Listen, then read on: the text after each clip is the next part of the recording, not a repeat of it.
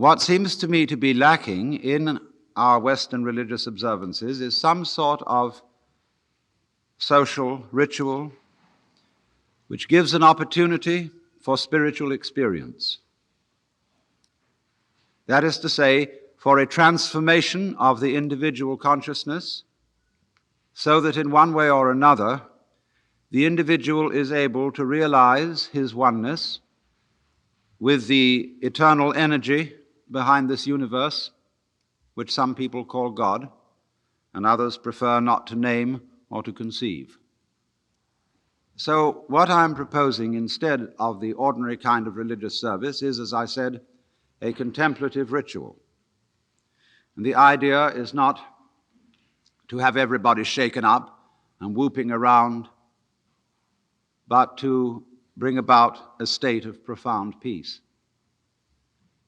So therefore I should say something in a preliminary way about meditation, or contemplation, as I prefer to call it. Meditation is the act of allowing one's thoughts to cease, is stopping the agitation of thinking. Thinking is talking to yourself. Now, if I talk all the time, I don't hear what anyone else has to say. Consequently, if I talk to myself all the time, I don't have anything to think about except thoughts.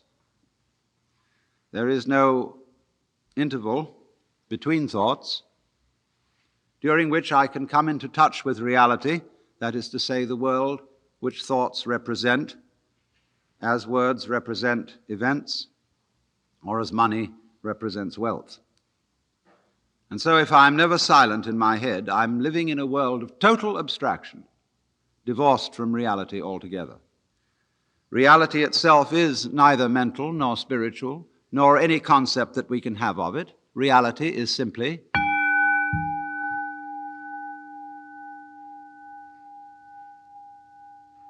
Now, therefore, to meditate, you might think that we attempt to suppress thought. We do not do that. Because you cannot meditate, let me put that in a more emphatic way. You cannot meditate. You, your ego image, can only chatter. Because when it stops, it isn't there. When you are not thinking, you have no ego, because your ego is a concept.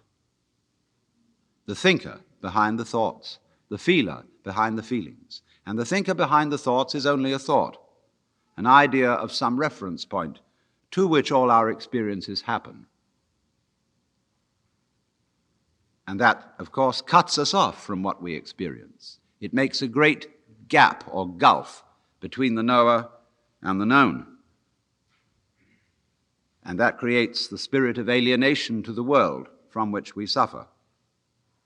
Conflict, hate, domineering spirit arise from that basic division. So when you come to an end of thought, and you don't know how to meditate, you don't know what to do with your mind, nobody can tell you, then thinking comes to an end naturally. You can begin meditation. Or meditation happens, and that is, happening is the watching simply of what is.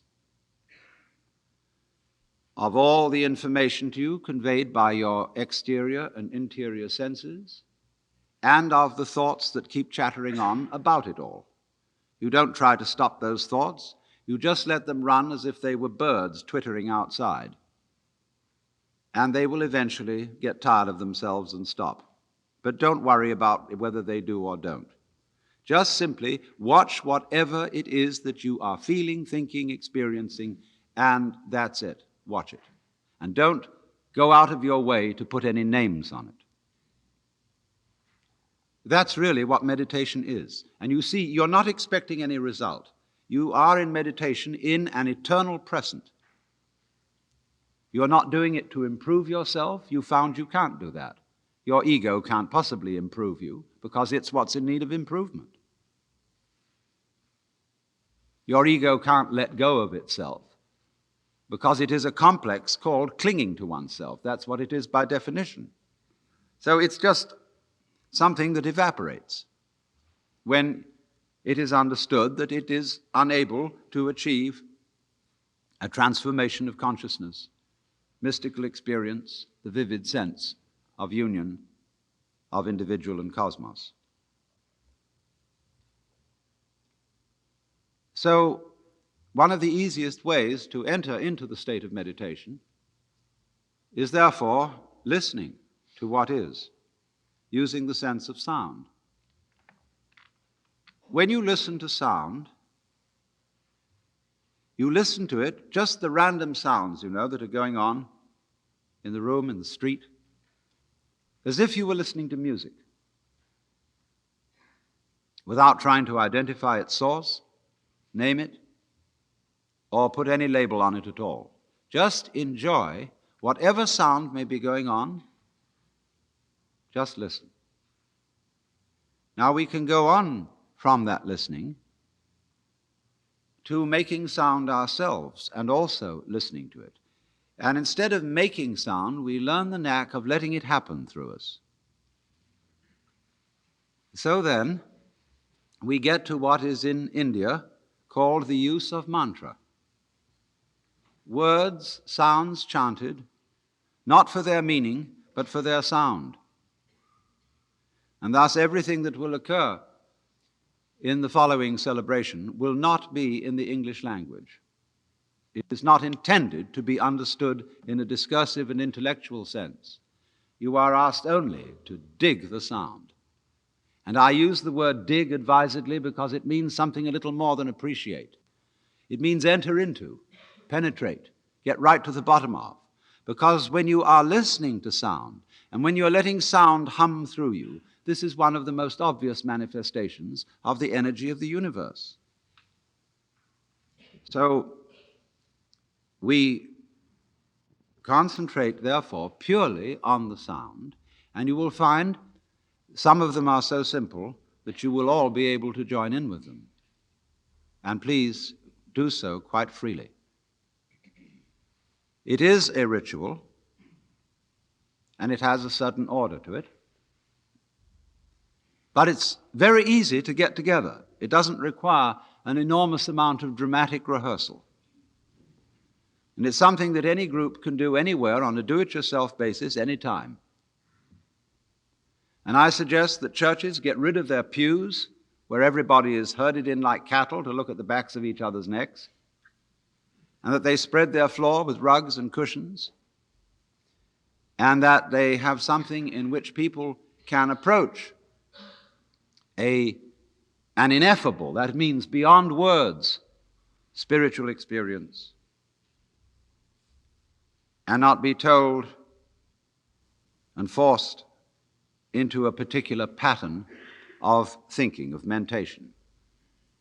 So you see, for that reason, I have only given the slightest suggestion of how one uses these mantra or the silence for meditation.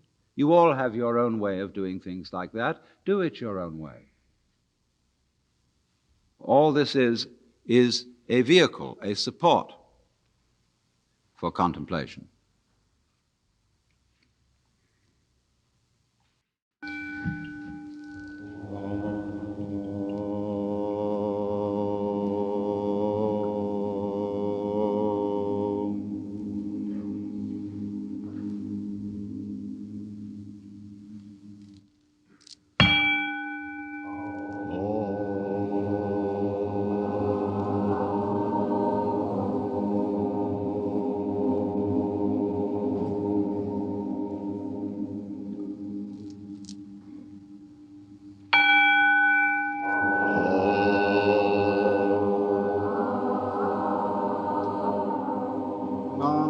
Tassa bhagavato arahato samma sambuddhassa.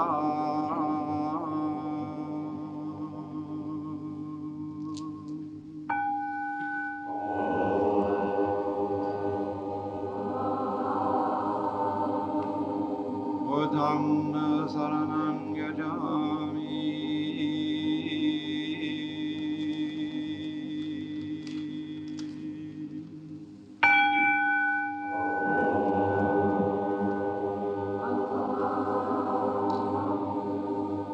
Dhammam saranam gacchami.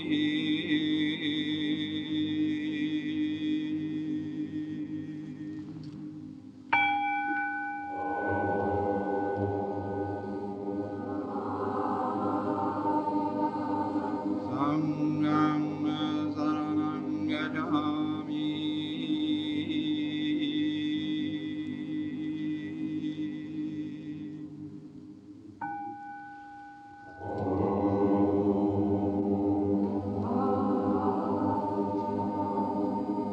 Panatipata veramani sikapadam samadhiyami.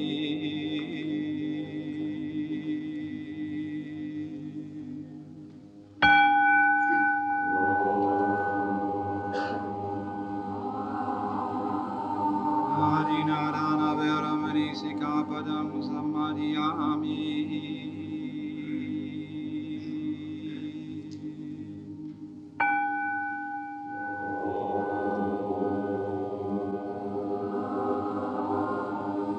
Kamesu vichara veramani sikapadam samadhiyami.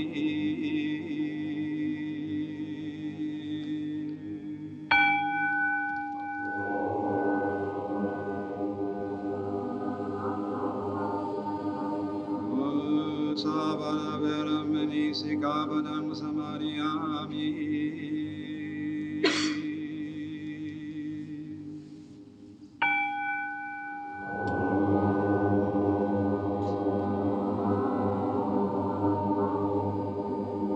Suramirya Majapamadhatana veramani sikapadam samadhiyami.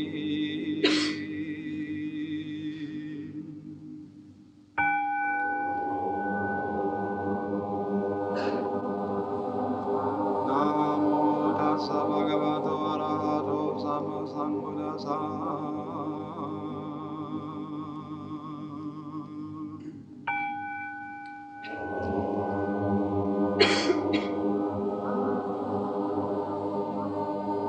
Om Mahavairokana Tathagata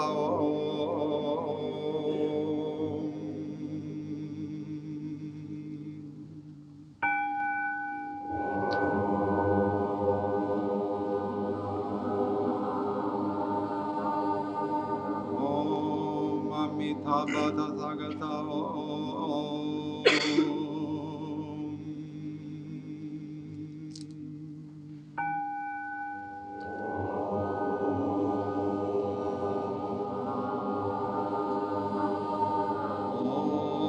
Aradna Sambhava Tathagata Om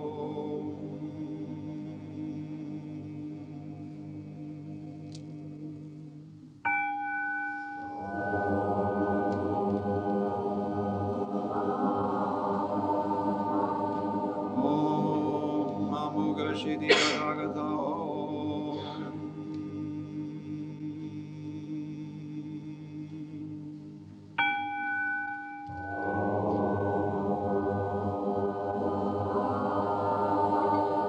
Om Akshobhya Tathagata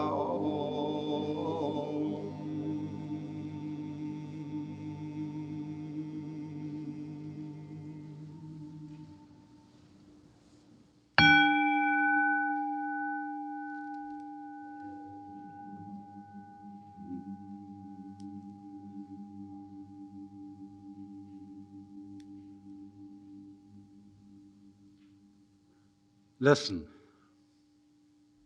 Close your eyes and go entirely into a world of sound.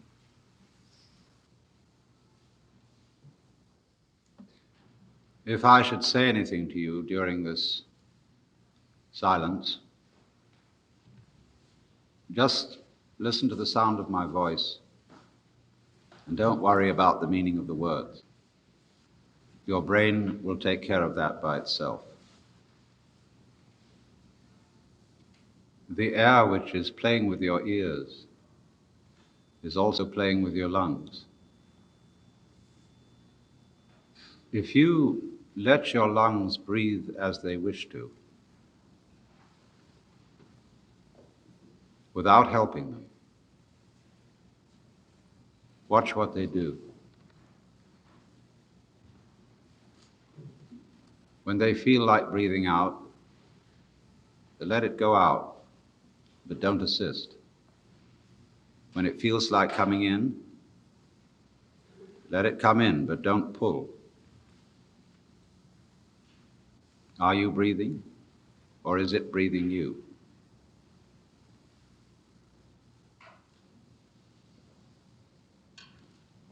Remember, there is no special state you are supposed to be in. Simply let yourself be aware of whatever state you are in. Don't name it. Just feel. Now only is important.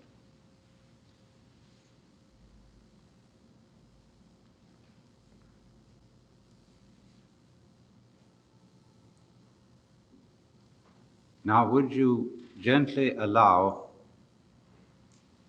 a sound to arise in your imagination, in the ear of the mind, a sound that is pleasing to you and which you would feel natural humming. And letting your breath sort of fall out easily and naturally. Hum the sound out loud.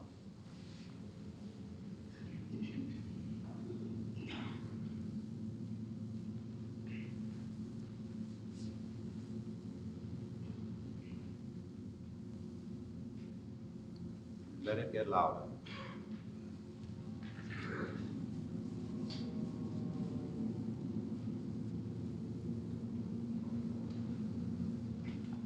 And louder.